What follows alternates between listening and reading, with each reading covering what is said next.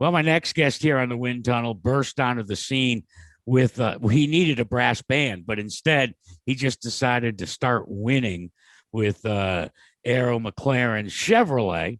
He's already got two in the books. We're talking about Pato Award. And Pato, last season, well, you came close, but close is only good in horseshoes and hand grenades and nuclear weapons.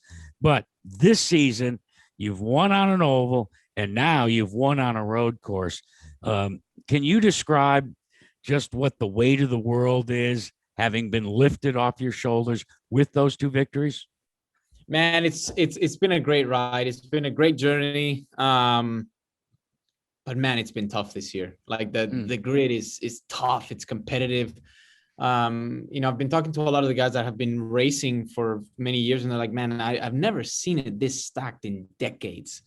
And I mean, obviously I'm biased and I'm not gonna disagree, but I truly feel like this year is just so tough. And I think Taylor said it best. He said, the first win is kind of like a breakthrough, and then the second win was very validating of what we're doing. You know, our work and our hard work is showing. And I think that's the biggest thing for us right now, is that we have to continue this. You know, I told everyone, if there's a time to push, it's right now. We're in the middle of the season. We need a very strong stretch this summer, if we want to make our lives a little bit more chill getting into the month of September, that there's 3 more races. But knowing the IndyCar Championship, it'll probably still be stressful. But man, it's been great. It's been great so far. You visited with us on numerous occasions, especially after victories on our Sirius XM Brick by Brick with Tony Kanaan. And I've got to share with you, TK is just over the top impressed with the way you go about your business. You know, there's a lot of veterans that are looking at you, looking at Alex, looking at Renus, and saying to themselves, oh my gosh, the young guns are coming after us. And this season, as you just alluded to, you can go down to 21st before you can say, well, maybe this guy doesn't have a chance to win. Do you thrive on that? You know, the fact that it's so competitive?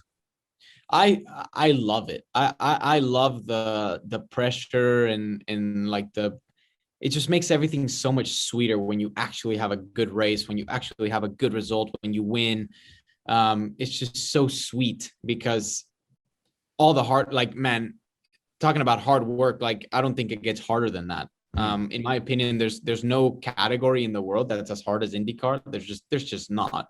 You know, people can call me biased or whatever, but I think everybody that's been in IndyCar and has been in other series will say the exact same thing, because it is so tough. It is so hard. And, obviously there's strong teams and there's more, teams that aren't as experienced, but I feel like this year, the aero kit is getting to the end of its life. The engines are getting to the end of its life. And I feel like everybody has caught up and everybody is just as tight as ever. And, obviously the big teams might have a little bit more here and there.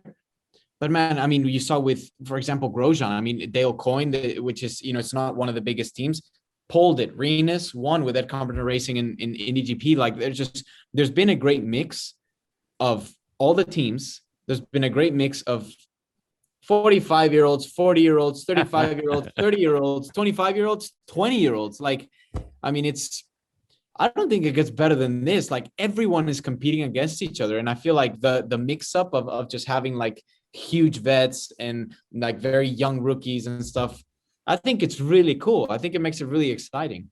Why do you think it is that the Renus, Colton, you, Alex, the young guns, why do you think it is that they have adapted so quickly? Because that hasn't been the case maybe 10 years ago, when you had to pay your dues. But right out of the box, you guys have taken not control, but command, and said, hey, look at us, we're here, and you're winning. Man, that's a really good question. The first thing I would go to is maybe it's like the availability of simulators, but honestly, I hate simulators. I don't think they don't prepare you for the real thing. They just don't. Like whatever people say, oh, they're so high tech. Yeah, they are. They're very expensive. They're cool video games, but they're not the real thing. And they don't prepare you for the real thing. They can kind of show you around where the track goes, but to me, that's as much as they do. And I just really think that for example, the Indy Lights car, I think it's a very similar car to the Indy car. Especially with this new aero kit, the car likes to move around, and I've always enjoyed just like living kind of with the car a little bit on the edge and just feeling it out, because that's how it's fast. If you can have a bit more of a secure car, but it'll usually not be as fast. I've always been okay with it, and I enjoy it. It makes me feel like connected with the car in a way. But man, yeah, I don't know what's the best answer to that question. I just think that I think we're coming in a very strong generation. Like I feel like the group that is coming up is strong, like really, really strong. I don't really know what else to say. I think not to say that we're better than others, but it's like it's kind of visible to the eye that specifically our generation has been just more kind of like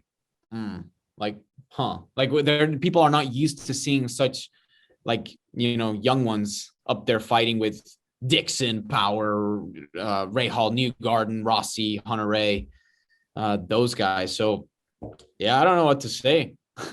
Yeah, in all the years I've covered IndyCar racing, until you guys arrived, I never heard the term referring to a car as, wow, that was sketchy.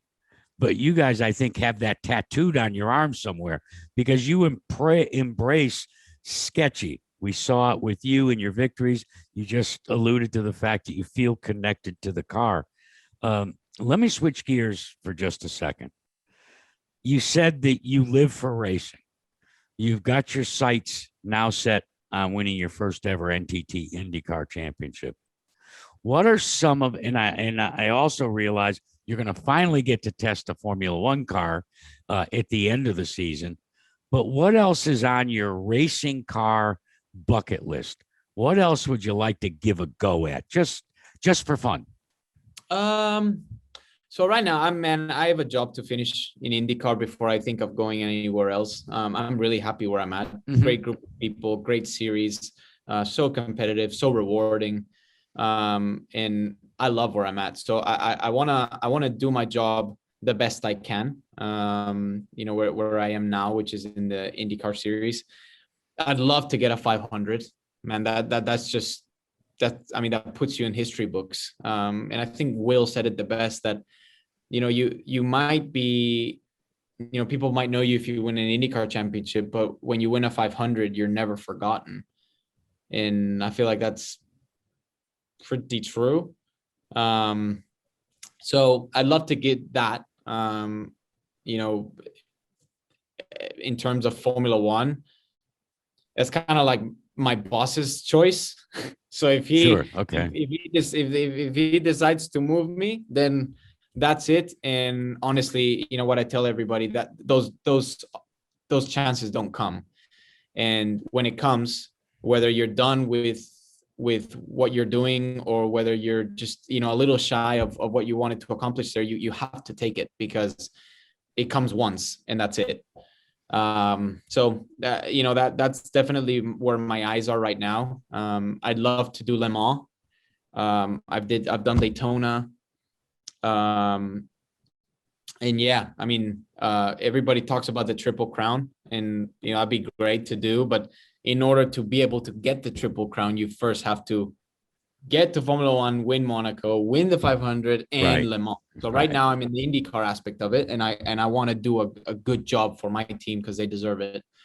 And then, later on in life, if things kind of shape up to somewhere else, then, we'll see. But yeah, I'm fully focused where I'm at right now. And I want to do a good job for them. Well, hopefully, let me give you just a little idea. All right. Once you win the championship, once everything starts to fall into line and you've got a little time out, why don't you trek on down to a dirt track and try a late model, try anything on a dirt track, because your style of driving, you like being on the edge. You want to talk about being loose. Loose is fast, my friend. And I honestly think that you would take to it like a duck to water. I appreciate it, Pato. Wish you nothing but the very best. And hope we weren't too painful inside this wind tunnel. No, it's all good. Thank you. That's Pato Award. We'll be back with more of Jackaroot's Wind Tunnel right after this.